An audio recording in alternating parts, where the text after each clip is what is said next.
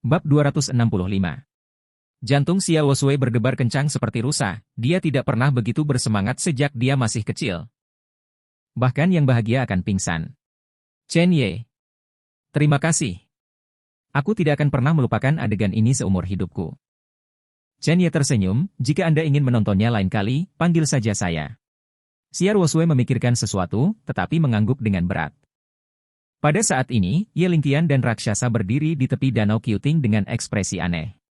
Siapa yang mengira bahwa memenggal kepala Tang Ao, pemburu yang membuat pasukan yang tak terhitung jumlahnya di seluruh provinsi Jiangnan ketakutan, akan ingin berkencan dengan seorang wanita. Bahkan lebih indah untuk menggunakan batu roh yang begitu berharga untuk menciptakan pemandangan yang indah. Itu terlalu mahal. Jika pasukan di provinsi Jiangnan dan ibu kota mengetahuinya, mereka pasti akan menganga. Di zaman kuno, Raja Yudario tersenyum untuk wajah Bo, dan dia memainkan pangeran dengan api suar. Hari ini, ada dia, Chen Ye, yang tersenyum untuk gadis muda Bo, dan batu roh dihiasi dengan langit. Meskipun kekuatan ketua aula itu kuat, aku melupakan satu hal. Dia baru berusia 20-an. Bukankah itu seharusnya usianya? Namun, pada usia seperti itu, kamu telah mencapai tingkat kekuatan ini. Jika Tuan Istana terus tumbuh, apakah dia akan menjadi orang nomor 1 di peringkat Grandmaster Huaxia dalam setahun? Ayo pergi. Ye Lingtian menunjukkan senyum penuh harap di sudut mulutnya, lalu menurunkan topinya dan menghilang ke dalam kegelapan bersama raksasa. Di danau, Chen Ye dan Xia Wosui kembali ke perahu, dan mereka sangat menikmati waktu itu. Membunuh bukanlah niat awalnya, niat aslinya adalah saat ini. Chen Ye melihat Xia Wosui tertawa tidak kurang dari 100 kali hari ini. Di bawah senyum seperti ini, semua hal indah hanya bisa menjadi foil. Pada jam 9 malam, Xia Wosui mengambil tangan Chen Ye dan melihat waktu, ini jam 9, ayo kembali, hari ini hampir gila. Baik. Keduanya kembali ke villa dan kembali ke kamar masing-masing untuk mandi. Untuk beberapa alasan, Chen Ye selalu merasa ada yang salah. Dia meminta Ye Lingtian untuk menyelidiki segala sesuatu tentang keluarga Xia, tetapi tidak ada yang luar biasa. Mungkinkah karena keluarga Qin? Keluarga Qin ada di Gunung Kunlun, dan dia belum kembali. Dia telah memberitahu Long Hun untuk memperhatikan bandara, kereta api, gerbang tol, dan berbagai stasiun di Provinsi Jiangnan. Begitu keluarga Qin kembali, dia pasti akan mengetahui berita itu sesegera mungkin. Dan dia tidak hanya ingin mengetahui berita itu, tetapi juga untuk membantai keluarga Qin. Keberadaan keluarga Qin selalu menjadi ancaman. Tapi sekarang keluarga Qin tidak berada di Provinsi Jiangnan, secara alami tidak mungkin untuk mempengaruhi suasana hati Ruosui. Lupakan saja, jangan pikirkan itu, bencana berdarah di Xia Wosui adalah beberapa hari ini, tidak peduli apa, aku akan mencoba untuk tinggal bersamanya beberapa hari ini. Tentara akan memblokirnya, air akan menutupinya, tidak peduli apa situasinya, itu akan rusak.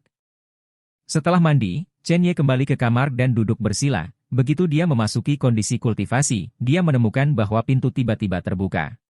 Saya melihat Xia Wosui berdiri di pintu, rambutnya baru saja dikeringkan, tetapi masih ada jejak tetesan air di ujung rambutnya. Mungkin karena suhu tinggi di kamar mandi, wajahnya memerah, dan matanya bahkan lebih menawan. Dalam adegan seperti itu, Chen Ye tidak bisa menahan diri untuk tidak menelan. Chen Ye, apakah kamu sudah selesai mandi? Xia Wosui bertanya. Selesai cuci. Chen Ye sudah menebak sesuatu. Xia Wosui mengangguk, berpura-pura tenang. Aku berkata, kita semua adalah kekasih pada hari ini, jadi kamu tidak perlu keberatan jika aku masuk. Chen Ye menggelengkan kepalanya, saya tidak keberatan. Baik. Xia Wosui menutup pintu dan menguncinya secara langsung. Bau hormon terus tercium di seluruh rumah. Xia Wosui melirik selimut, mengangkatnya langsung, dan melangkah masuk dengan kaki putihnya yang panjang. Suasananya bermartabat. Poin kuncinya adalah Chen Ye masih tidak tahu cara Xia Wosui. Apa yang akan dilakukan gadis ini? Saat matanya bertemu, Xia Wosui berkata, malam ini, aku milikmu. Kau milikku juga, itu saja. Detik berikutnya, bibir merah Xia Wosui langsung berciuman. Itu bahkan mendorong Chen Ye langsung ke tempat tidur. Ini membuat Chen Ye sedikit bingung, dorong kembali? Meskipun karakter gunung es Xia Wosui telah banyak meleleh, itu belum mencapai titik dorongan balik sama sekali. Tapi dia juga tahu betul bahwa Xia Wosui menyukainya, dan dia juga menyukainya. Ini sendiri adalah masalah kasih sayang timbal balik, tetapi kemajuan mendadak ini agak cepat. Chen Ye, mulai hari ini dan seterusnya, aku wanitamu. Suara dingin Xia Wosui masuk ke telinga Chen Ye. Dengan napas berat, pakaian di tubuhnya dilepas olehnya. Di bawah perut bagian bawah yang rata, Chen Ye tidak bisa menahan diri untuk tidak menelan. Sosok Xiao Wosui sebenarnya sangat bagus, mungkin karena kebugarannya sepanjang tahun, dia tidak memiliki jejak lemak. Dengan tubuh iblis dan wajah malaikat itu, pria mana yang bisa menahannya? Pakaian Chen Ye juga dilepas. Keduanya benar-benar jujur. Xiao Wosui melirik bagian bawah Chen Ye, sedikit terkejut, dan wajahnya menjadi lebih malu. Meskipun dia sangat kuat sekarang, dia masih sedikit takut pada langkah terakhir. Tapi dia tidak menyesalinya. Dia sangat menyukai Chen Ye. Perasaan ini sangat halus, seolah-olah meninggalkan Chen Ye, dunia akan menjadi membosankan. Adapun pertunangan Qin Zheng yang dengannya, dia tidak peduli sama sekali. Pada saat ini, dia tidak peduli dengan kemarahan keluarga Qin atau segalanya, dia hanya ingin berlama-lama dengan pria di depannya. Chen Ye berbalik dan menekan Xiao Wosui di bawahnya. Bibir mengklaim kulit sempurna di setiap bagian dirinya. Sebagai seorang perawan, Xiao Wosui tidak tahan, tubuhnya yang halus melunak. Tidak ada jejak kekuatan. Xiao Wosui tersenyum, entah kenapa, dia merasa ini adalah momen paling bahagianya. Setidaknya, hari ini, dia bukan lagi putri keluarga Xia. Dia adalah wanita Chen Ye. Setidaknya, hari ini, dia bisa menentukan nasibnya sendiri. Tidak ada keraguan. Pada saat yang sama, stasiun kereta api berkecepatan tinggi Jiangcheng. Seorang gadis berusia 13 tahun muncul di pintu masuk stasiun kereta api berkecepatan tinggi. Dia mengenakan kemeja hijau muda, dengan wajah melon, meskipun belum dewasa tetapi halus, dengan sepasang mata jernih menatap sekeliling. Hanya penasaran.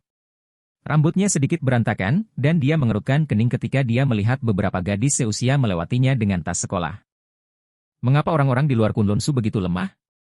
Mereka bahkan tidak memiliki kondisi pendinginan tubuh. Aku tidak tahu di mana orang itu. Orang tua itu berkata dia datang ke Jiangcheng. Mengapa Jiangcheng tidak bernafas? Apa-apaan ini? Gadis itu mengerutkan kening dan berjalan keluar stasiun. Setiap beberapa ratus meter, jari-jarinya terjepit, membuat beberapa gerakan aneh. Hei, pekerjaan menemukan seseorang ini sangat sulit, ini menghabiskan waktuku untuk berkultivasi. Bab 266. Gadis itu mengambil foto dan melambai pada seorang pria parubaya yang mendekat. Kamu? Ya, itu kamu, kesini, ada yang ingin saya tanyakan.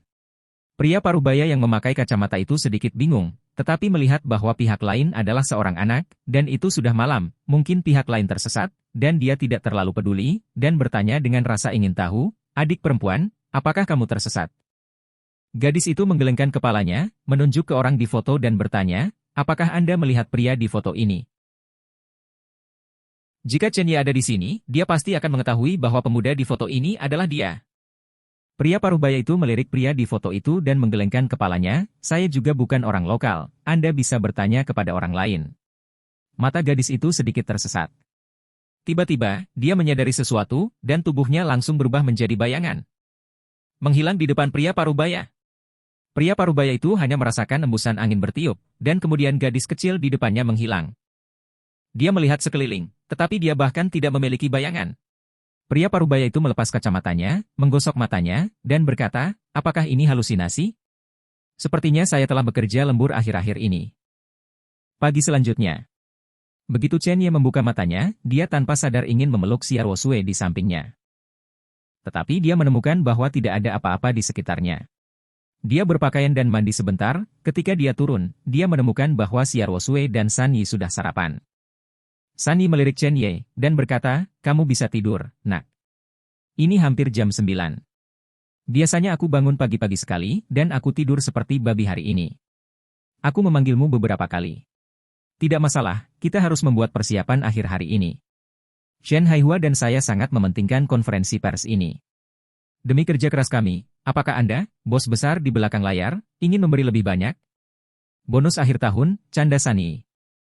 Chen Ye mengangguk, ya, seluruh grup Tiansheng dapat memberikannya kepadamu. San Yi melirik Chen Ye, mengambil tas dan siap untuk pergi. Konferensi pers pukul 11, konferensi pers selesai, saya harus bisa beristirahat selama beberapa hari dan memasak sesuatu yang lezat untuk Anda. Setelah mengatakan itu, San Yi menghilang di villa. Hanya Xiao Wosui dan Chen Ye yang tersisa di restoran. Chen Ye menarik kursi di samping Xiao Wosui dan berkata, haruskah Anda memberitahu saya apa yang terjadi sekarang? Kemarin kau bilang kau wanitaku. Xia Wosue tersipu, dan saat dia hendak berbicara, ponsel Chen Ye berdering. Adalah pesan teks. Tuan Ye, saya menerima kabar bahwa keluarga Qin sedang dalam perjalanan kembali ke Provinsi Jiangnan. Melihat berita ini, Chen Ye terkejut. Segera, dia memandang Xia Wosue, kamu seharusnya tahu bahwa keluarga Qin akan kembali. Xia Wosue terkejut, dia tidak tahu harus berkata apa, tetapi dia tidak berharap Chen Ye mengetahuinya. Kamu harus khawatir tentang kontrak pernikahan antara kamu dan Qin Shengyang. Chen Ye melanjutkan, nadanya dipenuhi dengan ketidakpedulian. Setelah beberapa detik, Xia Wosue berkata, Chen Ye, terima kasih atas semua yang kamu berikan padaku kemarin, aku tidak menyesalinya. Tapi aku harap kamu tidak ikut campur dalam urusan keluarga Qin, karena kali ini bukan hanya keluarga Qin yang kembali, tetapi juga orang kuat dari Gunung Kunlun. Mendengar kalimat ini, mata Chen Ye menyipit. Tampaknya keluarga Qin sangat tidak bermoral kali ini, mereka mengandalkan Gunung Kunlun. Jika dia menebak dengan benar, pembangkit tenaga listrik Gunung Kunlun ini kemungkinan sama dengan dia. Bahkan mungkin jenis keberadaan yang dikeluarkan oleh Kunlun Su. Tapi meski begitu, dia tidak takut.